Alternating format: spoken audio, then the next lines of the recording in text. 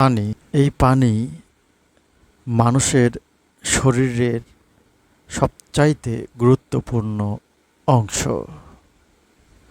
এই দুনিয়ায় কিছু ক্ষতিকর নেতা আছেন যারা নদীকে নিয়ন্ত্রণ করতে পারেন নদীতে বাঁধ দিয়ে।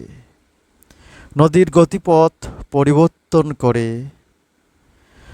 নদীর পানির প্রবাহকে ভিন্ন দিকে নিয়ে যান, যার ফলে নদীর স্বাভাবিক গতির আশেপাশের যারা মানুষ বাস করেন তাদের অনেক ভোগান্তি হয়।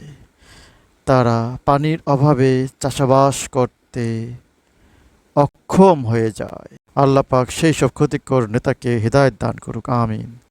হ্যালো বন্ধুরা, লাইক ও শেয়ার করো।